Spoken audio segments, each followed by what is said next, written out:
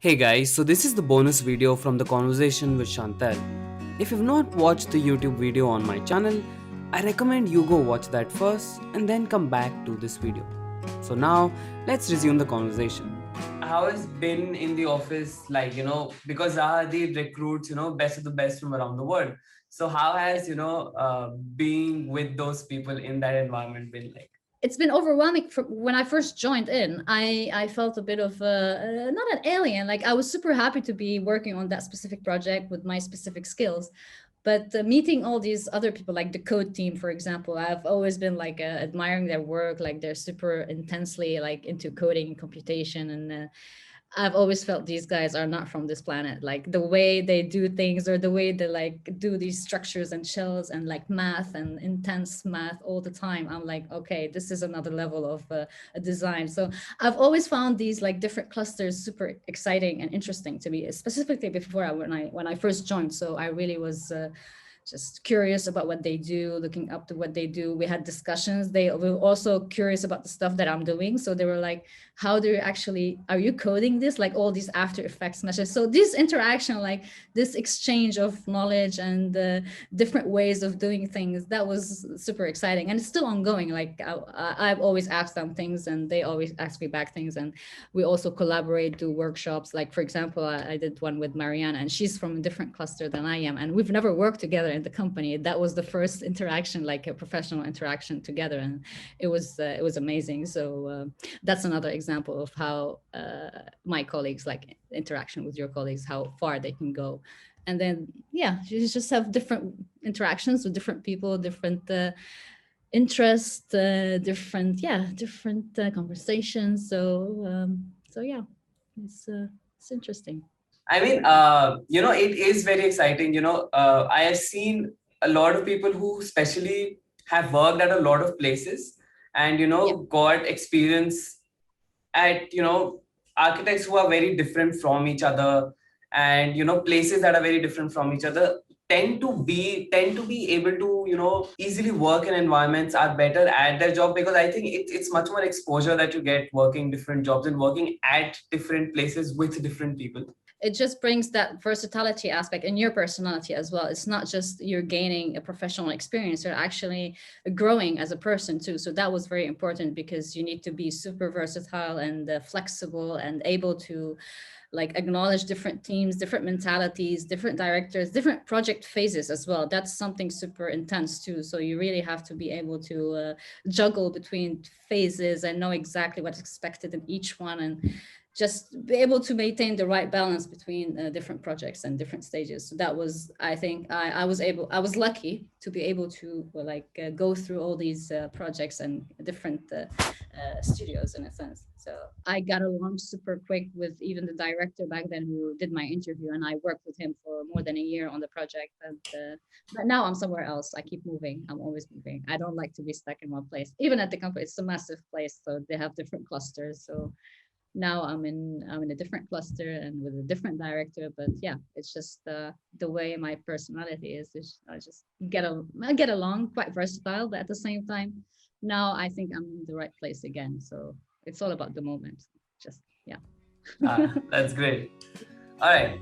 So, in our discussion on YouTube, we also talked about parties at ZHA. Remembering one such party, Chantal shares with us an incident from February 2020.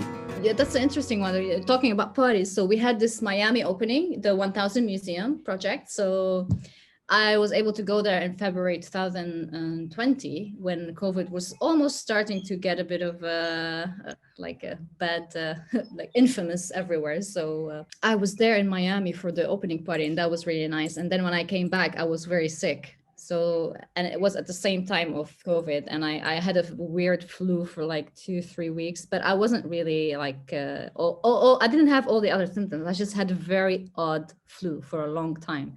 And then I did some tests, and apparently it was COVID. So I, I knew afterwards, after a while, but I recovered, and I didn't even know it was properly COVID. I had my doubts, but I didn't know back then that it was it. Yeah, COVID. especially at the start, it was a bit more. I think we were. So I can talk about here when it started here. I think Yeah. last year we were all a little scared, when it started, and because nobody knew what was happening, this our whole country was shut down for I think a good 2 months. The whole country, everything was shut down. You couldn't go out. Yeah. So anybody who got COVID, then it was a huge deal. And then obviously this year it started spreading like anything. But this year I think everybody was better prepared a little bit, especially as a mindset, because you know what all was coming and how to Yeah. be prepared for it. Obviously there were the resources problems that was happening, but it's getting better now. Yeah, that's good. I mean, yeah, it has to go. It won't go away, but it has to like disintegrate in a sense. It has to Yeah. just lighter version of a flu or something, or it's just going to be a normal virus. So hopefully, it just takes time. It's a matter of time and vaccines and getting immunity. But when it first started, yeah, I wasn't tested straight away because my doctor told me, "Oh, sorry, we don't have enough tests unless you are severely like you have severe symptoms." So it was at that time where there was no test whatsoever. So Yeah. Even yeah, testing got better as the year yeah. progressed. Now they deliver it to your house and you do it to yourself whenever Yeah, you yeah, doubt. exactly. It's just a matter of time, just getting to get used to this virus and try to tackle it from every direction so it becomes a bit more contained. But yeah, we're getting there. I think it's much better. Even though cases are rising in the UK, I think the Again. vac yeah, I mean, yeah, they said there's this Indian variant. Yeah. Oh, yeah. So It could travel to it the UK doubled as well. in 1 week. Yeah, but I mean, they vaccinated almost three-quarters of the country. I think 75% got the first dose already in the UK, and that's like 65 million people. So I think it should be fine. I think, but I hope they open the country. They were supposed to open it on the 21st of June, but there have been discussion to postpone that, like fully open. You can hug people, go out, clubbing, etc. But yeah, let's see. Yeah. Hopefully, yeah, that'll be nice. All right. Yeah. Yep. So, later in our convo, we also got to talking about the role of a senior architect in the company and what changes come to your role and responsibilities once you start going up in the organization. So here is a part where we discuss about that aspect. In the company, though, I think in a different place it might have a different notion. So I think a senior role somewhere else would be something a bit more responsible in a sense about it. So because we have a lot of these categories, it's very hard to differentiate what really is a senior architect from like a lead architect, for example, or even an architect. So you have all these. It also depends on your skills. So sometimes a junior architect does exactly the right job for a senior role. So it really depends on, everyone has a different way of working, and then this guy gets promoted and etc. So it really depends. It's not really like something written in stone, but it's all about responsibilities and deliveries, really. Just if you maintain that, then you just start growing. I think this we were discussing. I remember, I think it was in Viviano's interview that we discussed this. Is, after you go up from the architect level, it Yeah, becomes more about, it becomes, you have more and more responsibility, not just about the designing of the project, but also about its execution. yeah, So, exactly. and the higher up you go, the less you would be directly involved with maybe designing it. And you might just be much more involved in executing it, dealing with consultants, sites, everything like that. Management, yeah. Yeah. Management, overseeing the project from different sides, making sure the resources are comfortable with, just it's a bit of a brother. So you're just getting out of the picture, not out of the picture, like you're zooming out of the design world in a sense. But there's a lot of room still for you to be able to design even as you grow further, because there are a lot of, like, for example, senior associates in the company, and they still doing they love doing designs, or even associates or leads, they're still doing stuff with their own hand in a sense, not just like managing and delegating. I think delegating is part of the job description as more as you go up the ladder. But yeah, if I mean there are I mean I personally I sometimes I jump in as well, and I mean I still do a lot of things, but I love some aspects of the design, or even the project stages, like I don't know, planning, or for example of so I always jump in at random times, and I take it on board because I enjoy it, I love it, and I like doing it, even though I'll have a lot on my plate, but if I can handle it, I'll do it. Otherwise, I'll just delegate it or flag it up or just ask for an extension if the project allows. But yeah. Do you also have like a team working under you? So yeah, I mean, I have. It depends on the project and the package. So I'll give you an example. So sometimes in previous projects I was working, I had a specific package to deliver, and I had some people doing the modeling, for example, and some others doing a little bit of planning or details, etc. So I was the one involved in a bit more trying to coordinate all these items together. So yeah, in a sense it comes to that. So sometimes you'll be part of the coordination team, and you will need to have people working along each other, making sure everything is running smoothly and the communication is open with anyone. So yeah, in a sense, yes, I had.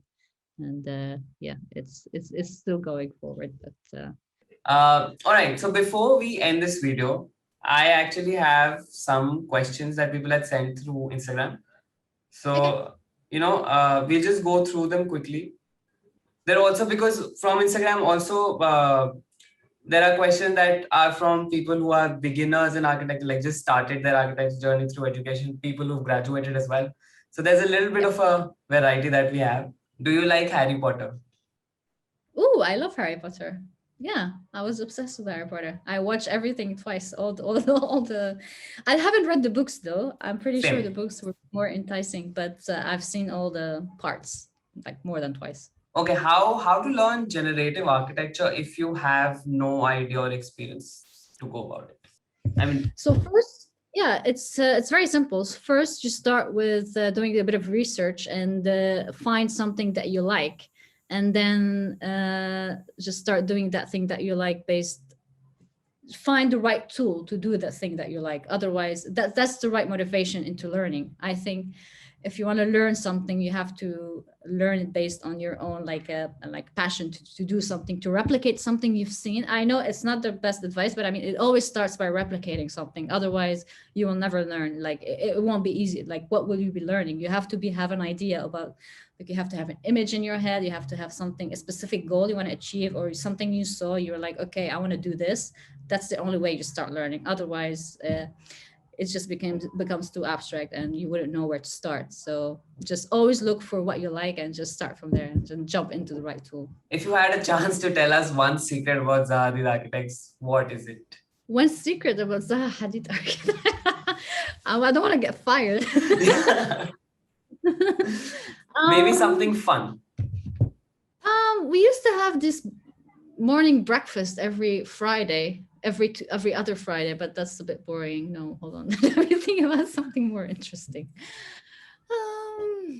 We don't have windows in my office. My studio, my specific studio where I work, has no freaking windows. It's an old school, and it's like a classroom. But for some reason, that specific studio is just super high. Why do you not have windows? Like break the walls or something, create windows. It's that specific one. It's weird. We have ones. Maybe we should cut that question. I let this question out. All right. Yes. Can crazy fluid forms actually solve a design problem? I mean, as in, because I think this is coming from maybe asking, whenever you start off any design problem, a lot of people start off from different aspects, and maybe a lot of people also start from form finding whenever a design problem arises. So what good is that approach, I think, is what this question is about. I think a fluid design or fluid forms by itself, I mean, it can solve problems and can also create problems. So I would say that it depends on that specific function or where you're trying to solve.